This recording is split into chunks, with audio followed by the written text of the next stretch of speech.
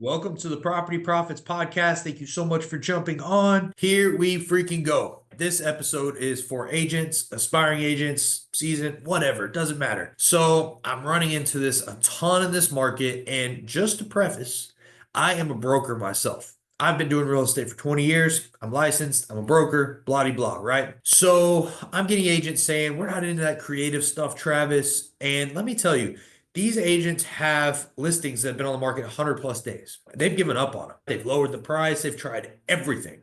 They're not open to this creative stuff or finding out a solution. So I want to tell you something.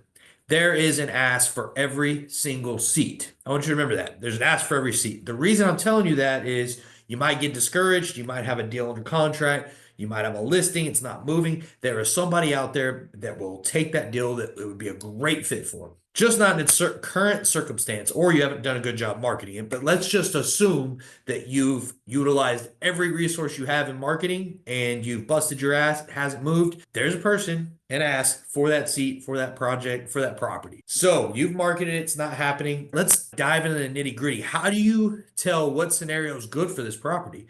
There's no equity, so they don't have any room to move down. Cool. What's their interest rate? Is it below 5%? Is it below what you could get on the market? Oh, damn, it is? Cool. Let's talk about doing subject to. Scares the hell out of people. What is subject to is the buyer takes title of the property, but the mortgage stays in the seller's name. This is scary as hell for people. Two major objections you're going to have to overcome with this. Use a third-party servicing company to tell everybody when the payments are made or missed so everybody knows. And another is you take that property back if it's not being paid for with foreclosure. Cool. You're going to go through an attorney whenever you do this kind of deal, or a title company or whoever does it. So it's going to be legit. Those are some common objections. It's not the best fit for everybody. Not everybody's going to feel warm and fuzzy about this. However, it might be their only option. Talked to a lady yesterday, no equity. She's like got to go to a nursing home. She's got to sell this property. She has no equity. She's going to have to pay out of her pocket. She has no money. She doesn't know what to do. I was like, hey, you got a 3% interest rate. Why don't you just let me take over these payments? Oh, and she's behind on her mortgage. She's going to get foreclosed on. And at the time, she was super happy. But today she came back. I just don't feel good about this. That's going in my long-term follow-up. I'm not going to try to sell her on something she's not comfortable with. But I am going to try to solve her problem at some time.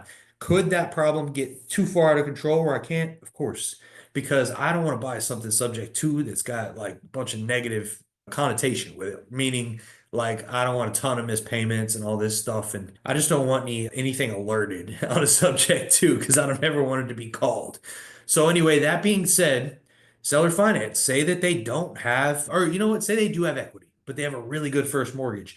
You can buy it subject to the existing mortgage. You can pay the remaining equity and payments over time. You can even give them a down payment. All sounds super complicated. There's title companies, attorneys that can do this for you. But if you're an agent and these scenarios haven't crossed your mind, or you're like, oh, this is like hoopla, they don't teach this at real estate school, open your mind because it might be the best fit for your client. It could be. I'm not saying it is, but it could be. Also, seller finance. What if they own it outright? You got a mortgage on this thing? No.